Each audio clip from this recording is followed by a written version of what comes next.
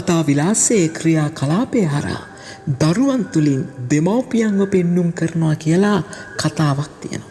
පාස්කු සමයේ 5 වෙනි ඉරිදට පැමිණිලා සිටින අද දවසේදී ජෝහන්තුමාගේ සුවිශේෂයෙන් උපුටා ගන්න සුද්ධ ලියවිල්ල තුලින් ජේසුස් වහන්සේ අපිට කියනවා දුක් විඳීම මරණය හරහා යන උන්වහන්සේව උත්ථානය මගින් මහිමතාවයට පමුණුවනවා කියලා. හුදෙක් මහිමතාවයට පමුණුවන්නේ උන්වහන්සේව පමණක් නොවේ. ඒ උන්වහන්සේගේ ගැලවීමේ කාර්යයේ පිඹුරුපත් ඇඳපු උන්වහන්සේගේ පියාණන් වන දෙවියන් වහන්සේවත් මේ ක්‍රියාදාමය තුලින් මහිමතාවයට පමුණුවනවා කියලා අපිට පවසනවා.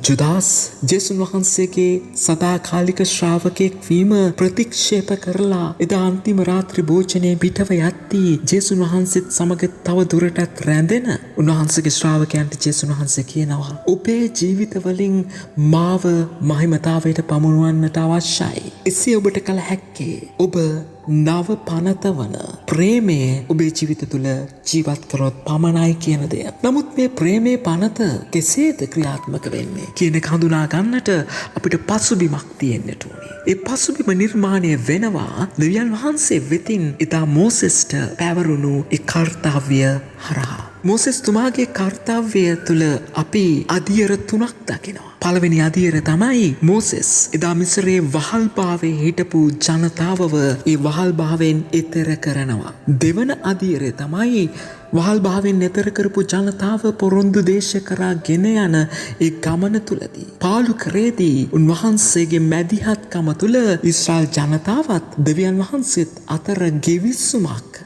ඇති කරනවා. තුන්වෙනි අධියරය තමයි මේ ගිවිසුමට ඇතුල් වුණු ජනතාවට දෙවියන් වහන්සේට පක්ෂපාතීව ජීවත් වන්නට දෙවියන් වහන්සේ සමග තිබෙන සම්බන්ධතාවය තමන්ගේ ජීවිත තුලින් පෙන්눔 කරන්නට පනත් 10ක් දස පනත ඔවුන්ට දෙන අවස්ථාව.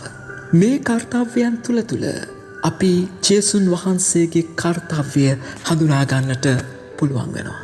ඒ තමයි එදා මෝසෙස් ශාරීරික බන්ධනයන් තුලින් වද හිංසාවන් තුලින් වහල් භාවයෙන් ජනතාව එතර කෙරුවා වගේම ජේසුස් වහන්සේත් පාපේ වහල් භාවයෙන් මුළු මිනිස් සංහතියම උන්වහන්සේ තුලින් එතර කරනවා. දෙවනි කාරණය තමයි එදා මෝසෙස් ජනතාව දෙවියන් වහන්සේත් අතර වස්සෙක්ව දෙපළු කරලා ඒ ලබාගත් රුධිරයෙන් සුදු වල්තාරය දෝවණය කරමින් ඒ වගේම ඒ රුධිරය ජනතාව මත ඉසිමින් දෙවියන් වහන්සේ ජනතාවත් අතර ගෙවිසුමක් ඇති කළාසේම ජේසුස් වහන්සේ කුරුසිය නැමැති ඒ සුදු වල්තාරය මත තමන්ගේ ලෙය හෙළමින් තමන්ගේ ලෙයින් ජනතාවත් දෙවියන් වහන්සේවත් ඒක රාශි කරමින් ගිවිසුමකට මඟ පාදනවා. ඒ වගේම තුන්වෙනි අධියරය තමයි එදා මෝසෙස් ජනතාවට දෙවියන් වහන්සේට පක්ෂපාතී වන්නට දස පනත දුන්නා වගේම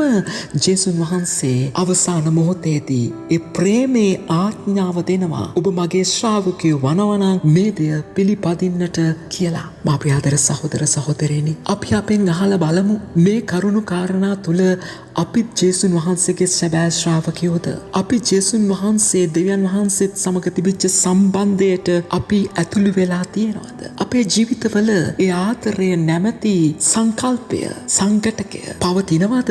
ඒ අපි පිළිබිඹු කරනවද කියන දෙය. දෙවියන් වහන්සේත් සමග ප්‍රසාද ස්නාපනයෙන් ඒකාබද්ධ කෙරුණු අපි ස්වාමින් වහන්සේ තුල මේ ආදරය ජීවත් කරනවද? අපේ ජීවිතවල ජීවත් වෙන හැම විනාඩියක් ගානෙම අපි ජීවත් වෙන හැම තැනකම අපි කරන කියන හැම දෙයක් තුලින්ම අපි දේවතාත්තව ජේසුස් වහන්සේව ලෝකයට හඬගා කියනවාද කියන දේ අපි අපෙන් විමසා බලමු. ඔබ සැමට ජෙස්පීටයි.